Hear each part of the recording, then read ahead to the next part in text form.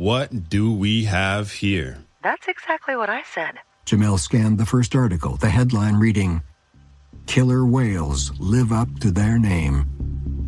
He felt his heartbeat quicken. The article went on in graphic detail about a trio of killer whales that had turned on their trainers in the middle of a show at a marine park in Barcelona. 7 people were dead, many more injured. The whales were immediately euthanized and autopsies were being conducted. There was no explanation for the revolt of the killer whales, and it was too early to even speculate. Sam sat quietly while Jamel read each article.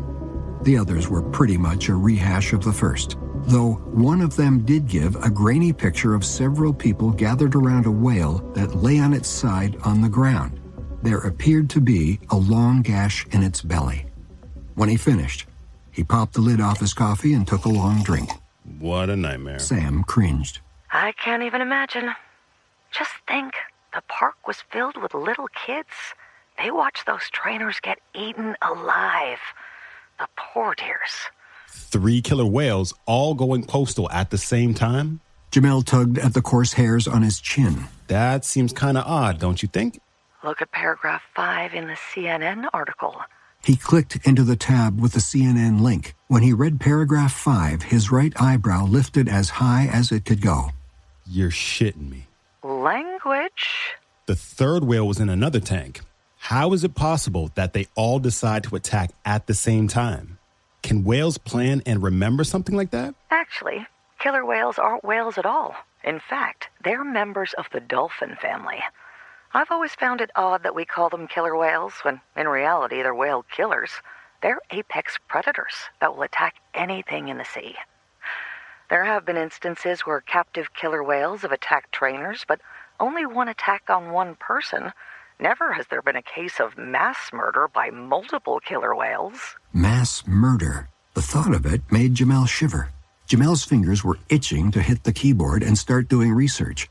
He'd have to wait until he disconnected the call with Sam. Are you sure of that? Positive.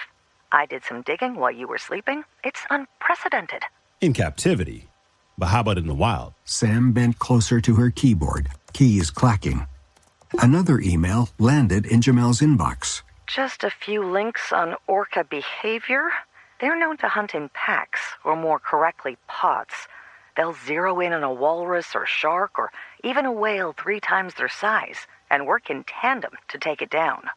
One of the videos I sent you was taken by a drone as it hovered over a pod attacking a beluga whale.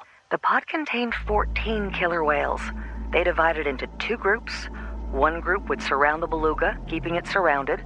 They'd repeatedly smash into it, trying to induce internal bleeding. In between body blows, they would leap on top of the whale, dunking it under the water so it couldn't breathe. Jamel opened the video file and was transfixed. They were trying to drown it? Exactly.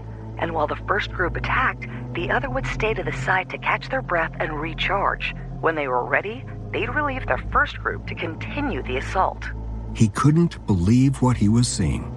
The only time he'd seen killer whales was in the movies. Free Willy and Orca were the extent of his knowledge, and he knew that Orca was just a cheesy B-movie that had no basis in reality.